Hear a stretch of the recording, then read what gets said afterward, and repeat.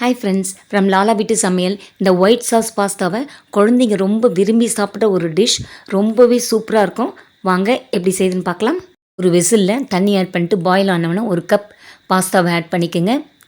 அது colour change ஆகும். Salt add பண்ணிவிட்டு அந்த எல்லோ கலர் பாஸ்தா வந்து க்ரீம் கலராக மாறிடும். அப்போயே தெரிஞ்சிடும் இது வெந்துட்டுருக்குதுன்னு.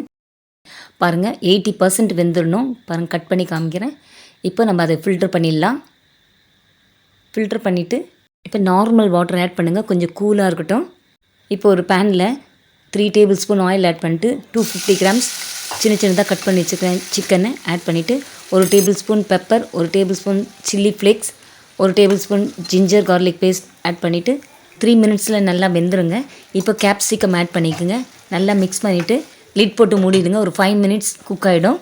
ஆஃப் பண்ணிவிடுங்க. ஸ்டவ்வை சிம்மில் வச்சுங்க. க்ரீமி சாஸ் பண்ணுறதுக்கு 2 tablespoon butter, 2 tablespoon மைதா ஆட் பண்ணிக்கோங்க. நல்லா விஸ்கில் வந்து நல்லா மிக்ஸ் பண்ணி விடுங்க. இது செய்யும்போது ஃப்ளேம் சிம்மிலே இருக்கணுங்க. கண்டிப்பாக காய்ச்சி ஆற வச்ச ஃபாலை 400 ml எடுத்து வச்சுக்கோங்க. கொஞ்சம் கொஞ்சமாக ஆட் பண்ணுங்கள். ஆட் பண்ணிட்டு நல்லா மிக்ஸ் பண்ணி விடுங்க. சீக்கிரத்தில் க்ரீமி ஆகிடும். இப்போது ஸ்லைஸ் சீஸ் வந்து 2 ஆட் பண்ணிட்டு பால் கொஞ்சம் ஆட் பண்ணிட்டு நல்லா மிக்ஸ் பண்ணி விடுங்க. தண்ணி ஒரு 1/2 டம்ளர் ஆட் பண்ணிட்டு அப்போவும் நல்லா மிக்ஸ் பண்ணி விடுங்க. இப்போது chilli flakes 1 tablespoon, pepper 1 table spoon போட்டு நல்லா மிக்ஸ் பண்ணுங்கள்.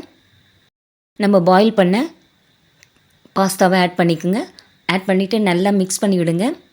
அவ்வளோதாங்க, ரெடி ஆயிடுச்சிங்க. நல்லா மிக்ஸ் பண்ணிவிட்டு ஒரு 2 மினிட்ஸ் அப்படியே விடுங்க. செஞ்ச உடனே சூடாக சாப்பிட்ருங்க. அப்போ தான் ரொம்ப நல்லாயிருக்கும். ஆறிட்டால் ரொம்ப திக்காயிடும். தேங்க்யூ.